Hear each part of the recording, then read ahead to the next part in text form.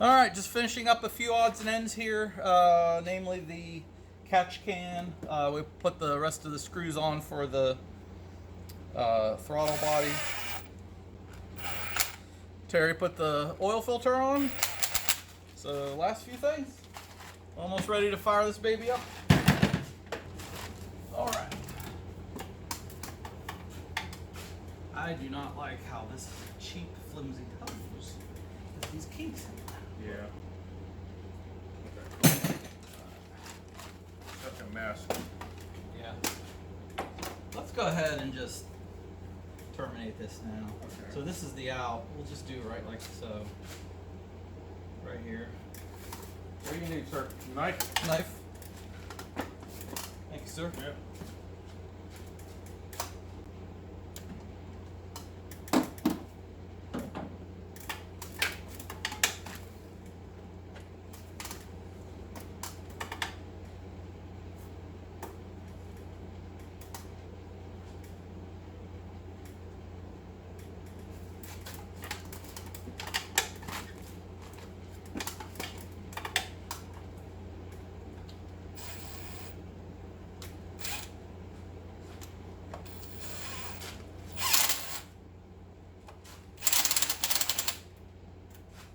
Which way is this going to flow? It's going to flow.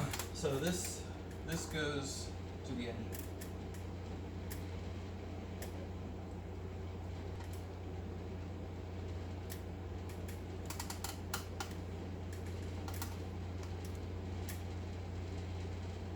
Just put it right here in the middle.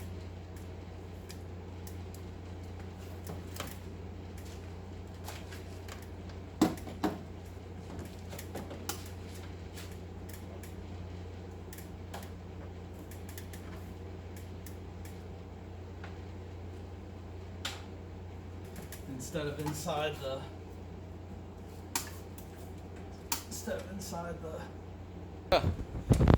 all right, so where we at? We just installed the catch can, and while I would have liked to have taken you through step by step, this is so easy that I'm not it just will become pretty intuitive. This particular catch can, which I bought on Amazon, had a bracket with 2 holes. So we just drilled 2 holes, thanks to Terry for that brilliant idea. We drilled 2 holes through this power steering brake bracket, and leaving enough room so we can access these Allen bolts to bolt the can to the bracket. So we got it bolted right here. This is where the dirty air comes out of, right here. Remember, these are aftermarket valve covers, so there's no built-in PVC valve.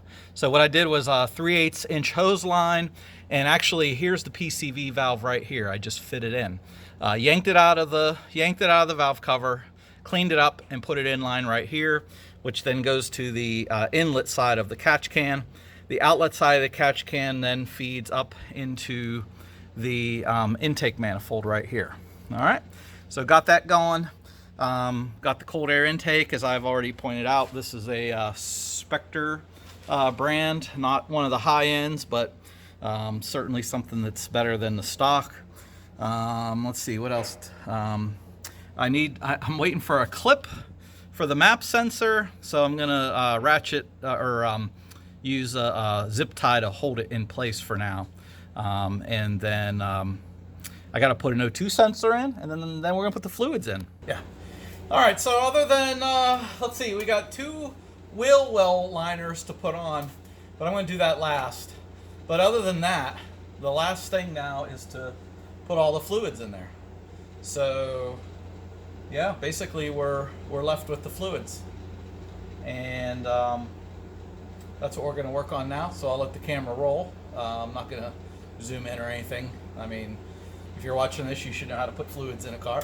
So anyway, what do we got to do? Tranny fluid, oil, water, and power steering. And then we're going to worry about the AC later. We're trying to get this started and get the bugs worked out. I'm going to worry about evacuating and charging the AC later.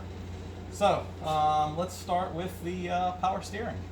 So I'm going to go ahead and put all the fluids in there, and I'll be right back. All right, here we are. The big moment that we've all waited for over a year.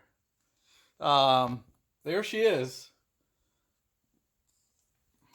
Fluids in. Everything topped off. Couple little snags along the way, like like a. Well, I'll go ahead and I'll share the funny story. We're putting the antifreeze in, the coolant, and all of a sudden we hear it hitting the floor. Long story short, it was a plug in the driver's side head that was not put in or not put back in when I had the heads redone. That's okay, Mike. No worries. We found it. It was easy to get to. I pulled an old one off the old engine, but at the same time, I overlooked it as well when I was putting the finishing touches together on the motor. But it was just a small, 10-minute setback. It didn't take long. 10-minute setback, and we got the rest of the fluids in. So here we are at the moment of truth. I'm going to set the camera up on the tripod, and you can be along with us for the first start. Now, I know it's not going to sound good. I know it's going to be a little rough when it first tries to start. Everything's dry. Everything needs to be primed. The fuel lines have no fuel in them. It's going to take several turnovers before it'll start. But let's see what without further ado, let's see what this thing does. Just one last look at the engine. Make sure we're celebrating the end of this journey with some root beer.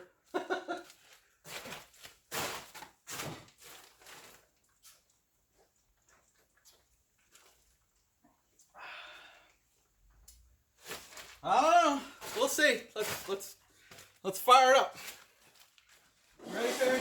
Yeah, still big or go home, right? All right.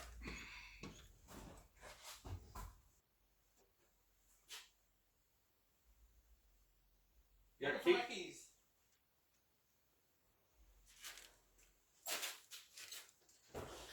Oh, do you need this set of keys? It's green. No.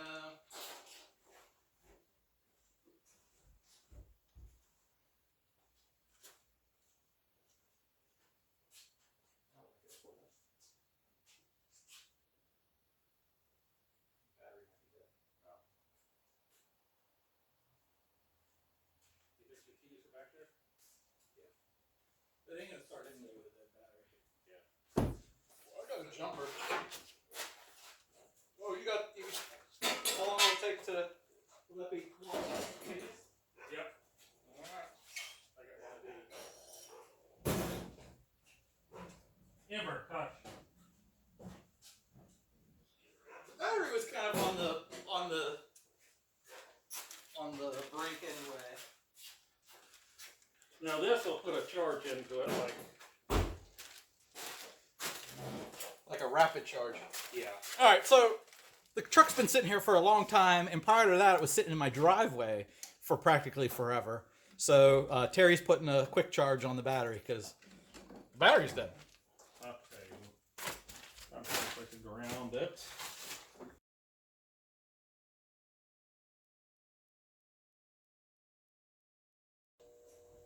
Alright, now I'm really nervous because I got the keys. Yeah.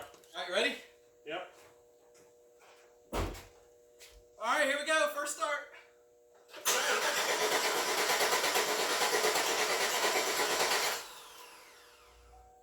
Just turn it to the on position for a second. It's on.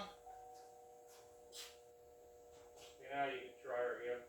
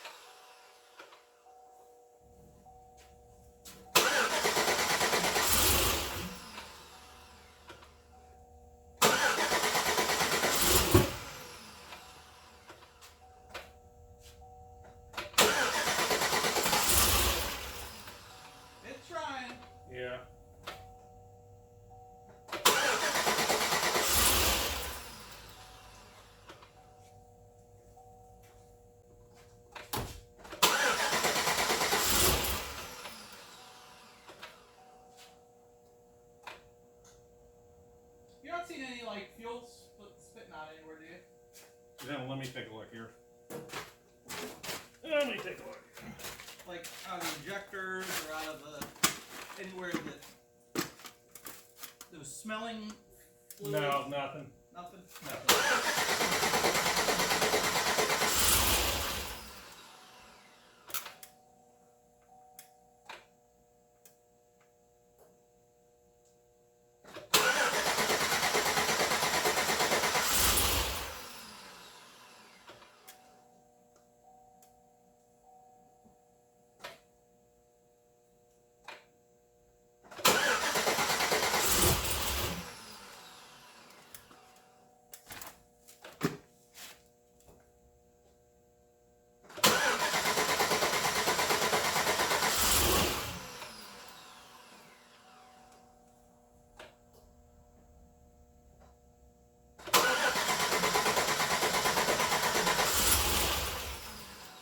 I think it's just fuel. Actually, it's not getting fuel.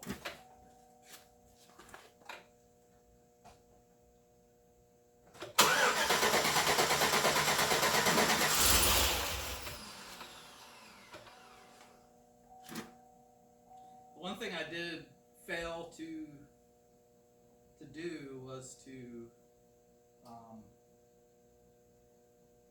there was some thought that I would need to upgrade the fuel pump, Oh.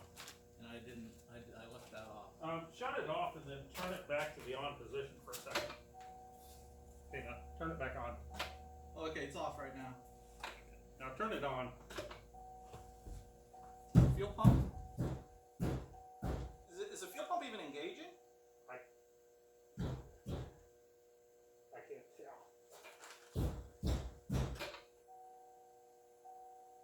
Okay, try it again.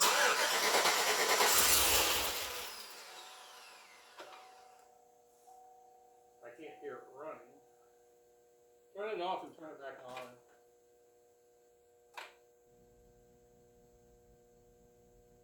This engine's going to be thirsty. It might need an upgraded fuel pump. Yeah.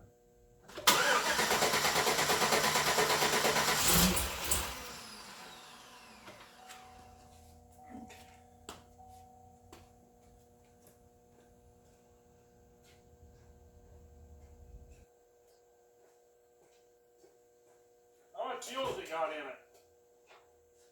It's a quarter tank. Yeah.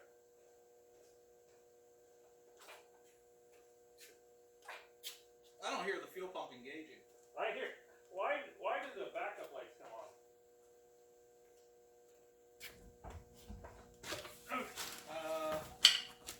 Because that's just part of the security feature. Okay.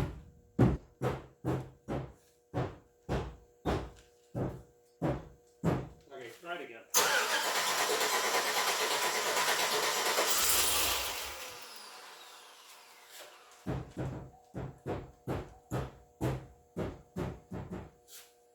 Okay, turn the key back on. It's on. Shut it off. Now try turning it on. Okay, try her again. What's that? I hear it clicking. You hear that? Yeah, I'm not sure what.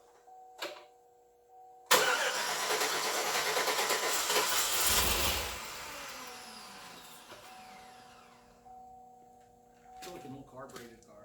Mm-hmm. Let me see if we can hear that clicking.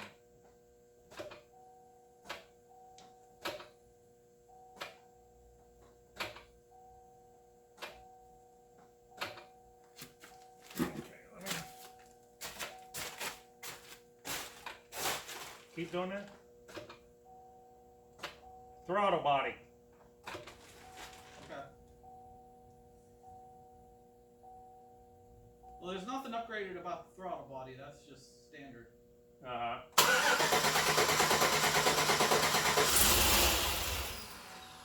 Man, we were close. Yeah.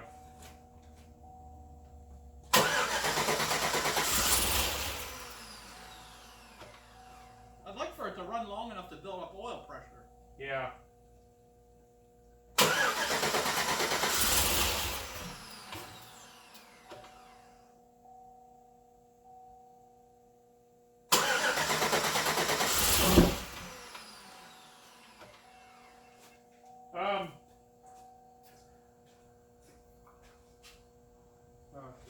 it again. See.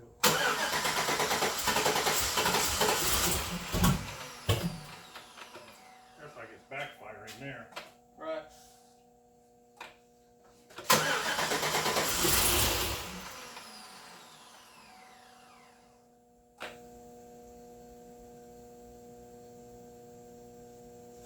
Yeah, I see some steam or something coming up from some smoke or something. From where?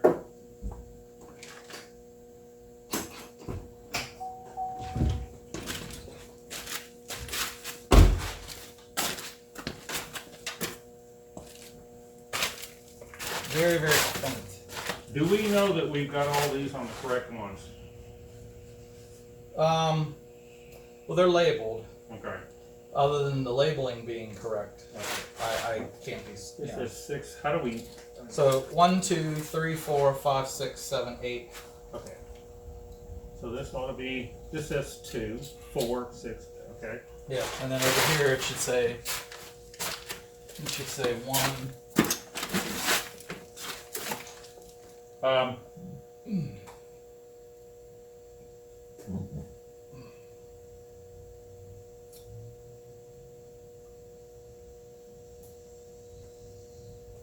I mean, I hear it kind of backfiring through the throttle body a little bit. You know. Yeah. I hear that a little bit. Yeah, I did hear the I did. Yeah, I was one of my bigger concerns was the fact that the ignition system is far from stock. These coils are aftermarket. And these are not these wire harnesses are not stock. But you know, I'm assuming it's wired right because I have the labels in the right spots.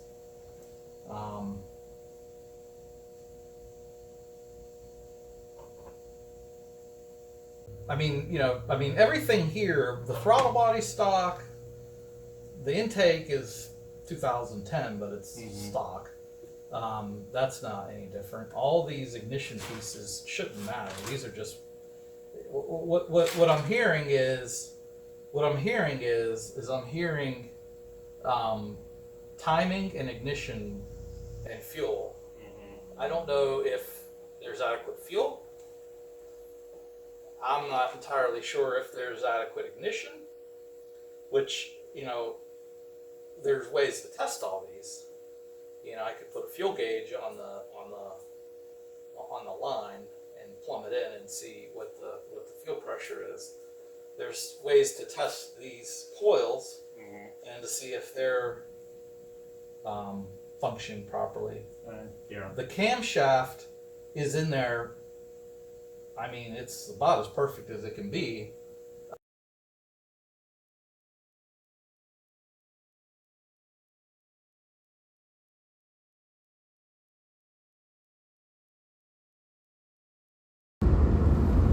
Okay, welcome back. So I am headed over to Terry's now to continue working on getting the truck started. As you probably saw at the end of the last episode, we started and turned it over and turned it over and turned it over and turned it over and turned it over, and it wouldn't start.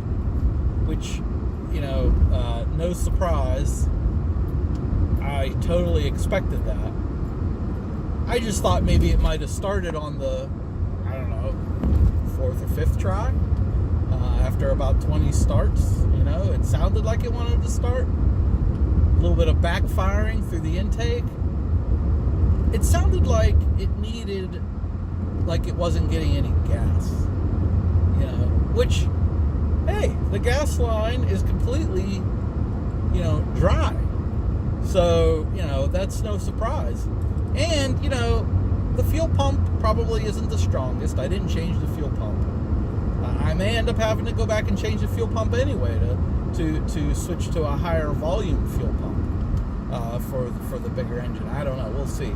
Towards the end, well, what we ended up doing was we pushed it outside.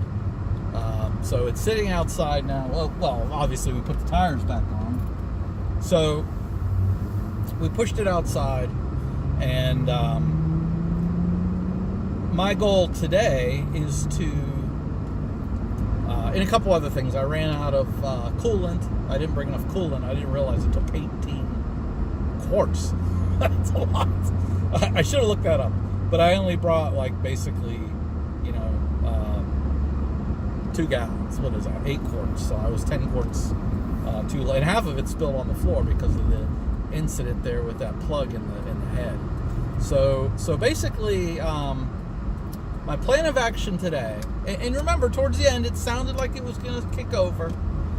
So my plan of action today is, first, I'm going to take care of button up the air conditioning. Okay, I'm going to evacuate the AC system for about 45 minutes, recharge it. Okay, keep my fingers crossed with that. Hope everything goes well. I'm going to put the wheel well liners back on. While I'm waiting for that 45 minutes to pass. And let's see what else. And then we'll try to start it up, and then assuming it starts, we'll top off the rest of the coolant, and hey, we'll see where we're at from there. But anyway, I'm almost to Terry's. Just a few more moments of driving there, and I'm going to set up the camera on the tripod, and we'll get started with the AC. All right, so hang in there. Okay, so here we are. Sorry about the blower in the background. That's fine.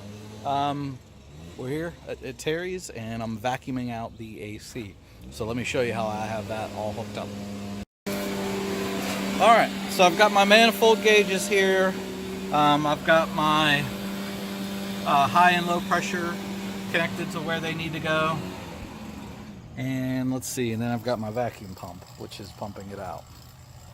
So we're gonna let that run for 45 minutes, and then we're gonna recharge it. All right, welcome back. So where I left off in the last video, I was evacuating the system, and I've done that. So now we're at that important part to see if we can get the truck to start. Remember, in the previous video, we were trying to start it, and it was turning, the engine was turning, but it wouldn't fire up, right? So it was like it wasn't getting gas. So you saw that on the last video. We're gonna give it some more tries and see if it'll fire up. And if it does, and we can get it to run smoothly, then we're going to go ahead and add the refrigerant, which I've pretty much already got set up here. So anyway, I'm going to go ahead and get this set up, and we'll see what happens. All right, so here's where we're at. We got the charging can for the AC all ready to go. Now we're going to fire up the truck. All right. Let's see. Where's the keys? Keys hanging up? I got them in my pocket. Okay. All right.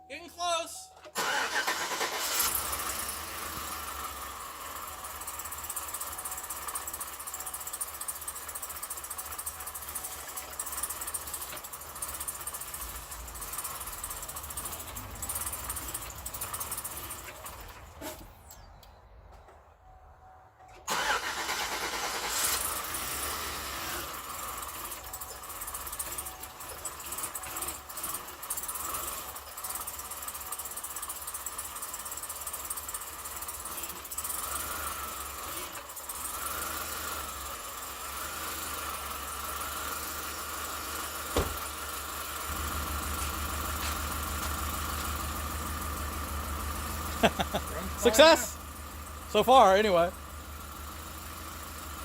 What do you think? Sound good?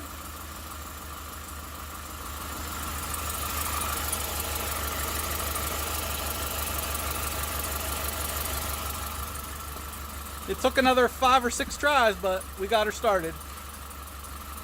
All right. So now we open this up, and I turn on the AC system. So this is all charged up, and I'm going to open just. Or do I turn it? I don't know which one you open.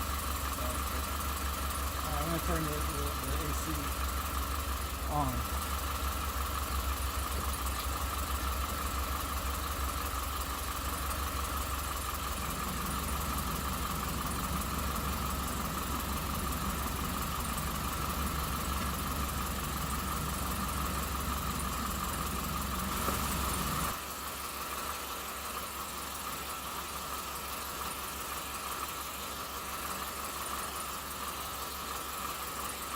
Charging rotate can between 12 and 3 o'clock every 2 to 3 seconds while continuously agitating, taking the can back and forth. Continue this process till the can is empty 5 to 15 minutes.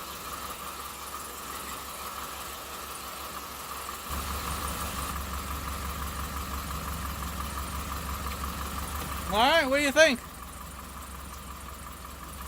It's running. Just taking a while to charge this AC.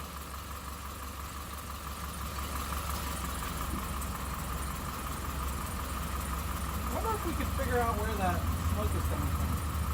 I wonder if it's oil, like something where we've got oil on, like a head or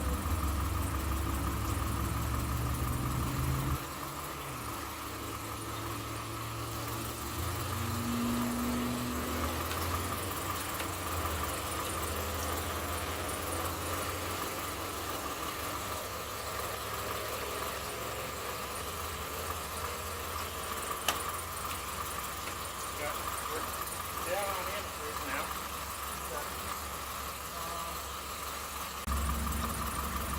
We gotta check the valve first, don't we? Yeah.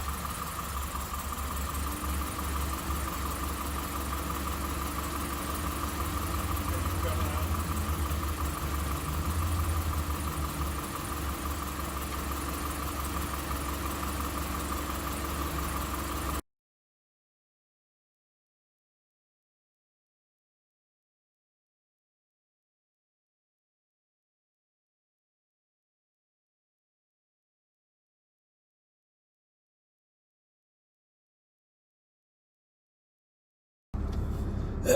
All right, heading back over to Terry's, and for another day on the project. This project is taking, I would say, a lot longer with the reinstallation than I imagined it ever would. Now, that said, because of work schedules and other commitments and work schedules, I'm not able to work, from sunrise to sunset and beyond on any particular day. I can only work in chunks of time. And thanks so much again to Terry for letting me use his garage and his facilities, and for him helping me, and because this is consuming his time as well. But we're doing this sort of in chunks, 2 or 3 hours this day, 2 or 3 hours that day. And in the last segment, you saw that I started the truck, and it started on the 5th or 6th try, and it ran kind of okay. It ran rough. I'm not gonna, it takes a while to smooth out, but I'm not surprised. I mean, running rough is part of the process, until you get it fully tuned and the tune dialed in. So again, no surprises there about how it ran. I did discover that the crank position sensor, I did hook up a code scanner, and I have errors for the cylinders that are normally shut down as part of the AFM. Totally expected that, no problem. But I also got a crank position sensor error. So I wonder if the crank position sensor that I put in either isn't seated right or is simply a bad one. I mean, let me tell you, I'd say about 1/3 of all the parts that I ordered were bad. And I'll tell you, none of them came from Summit. I'll tell you that. Everything that Summit ever sent me was perfect, spot on, was great. But all these other places I got parts, mail order, all the mail order places seem to, I don't know what's going on, I don't know where, when you buy parts on Amazon, where they're coming from, God only knows. Even Rock Auto, I've had a bunch of problems with having to return parts from Rock Auto. So you know what I just decided to do? I just started buying parts now locally at, AutoZone, Advanced Auto, O'Reilly's. Because you know what? If they turn out to be bad, it's much easier and quicker to replace them and get newer parts for the replacement. So who knows? Maybe the crank position sensor that I originally bought is bad. So I bought another one, and I'm going to go ahead and put it in and see if that code error clears up. And we'll see what happens. But it's not a showstopper by any stretch.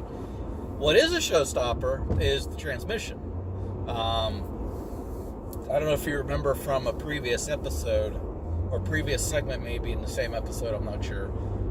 Losing track of these episodes, but after I got it started and let it run for a while, I put it into gear. Let's see if we can take it for a test drive. It wouldn't go anywhere. I had no movement in any of the gears. No forward, none of the forward individual gears. Put it into first, put it in second, put it in third. Nothing. Put it in reverse, nothing. It's just like I'm revving up my engine. And at one point in time, it did attempt to move. At some point, it did pull forward a little bit. But, so basically,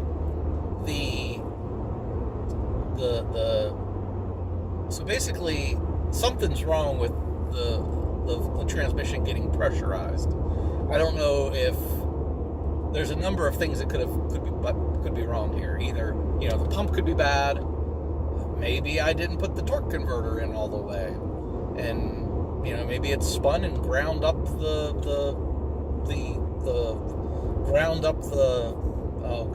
vanes on the little gear thing that turns in the oil pump in the front of the transmission. It's just there's no fluids not circulating through the transmission. Maybe I'm just low on transmission fluid. We were having some problems with the filter and the filter O-ring that goes up where you stick the filter up. And another thing that was odd about the transmission was that, and this is like very perplexing, but the dipstick, believe it or not, would not get seated all the way down into the tube. The dipstick would not seat into the tube. And it just, you would push it down to where it would bottom out, and then poop, it would pop back up like it had a spring at the bottom, So what Terry suspects is that the transmission fluid filter, which we changed, he suspects that maybe it fell off and fell back down and is laying in the bottom of the pan, and that's why fluid can't get sucked up. And maybe that's blocking the dipstick from going all the way down. But something is not right in the transmission. And I had not really planned on doing anything with the transmission. I know a lot of folks had suggested in the comments that, hey, you should probably upgrade the transmission. I figured I'll do that later when I'll cross that bridge when I get to it, when it needs it. Well, I wasn't planning on doing anything with the transmission. The transmission was perfectly fine when I started the engine removal process, and now it's not functioning. So anyway, there's something going on, and that's what I'm doing today in this episode. Terry and I were going to pump the transmission fluid back out of the transmission. And I'm not just I want to keep things clean, and I want to reuse the transmission fluid if I can. So I got a siphon, one of those little siphoning things to stick down into the dipstick hole and to try to siphon out the transmission fluid, drop the pan, see what's going on, see if there's anything obvious, see if the filter didn't fall out. I am dearly keeping my fingers crossed and praying to God that the filter fell out, and that's my problem. Because if the filter's tucked up in there nice and neatly, then I got much bigger problems. And this project isn't going to get done anytime soon, because if the filter's in there okay and there's adequate fluid, then that means the pump isn't pumping. And that means that I got to drop the transmission and replace the pump, or replace the whole transmission, or try to rebuild it. And, again, I wasn't planning on doing that at this point in time. So anyway, today's attempt in the 2 hours that I have available this evening to work on it is to pump out the fluid of the transmission, drop the pan, which that's a challenge in itself, and see what's going on. So I'll try to wear my GoPro, and so you can watch the process, and we'll go from there. All right, thanks for watching.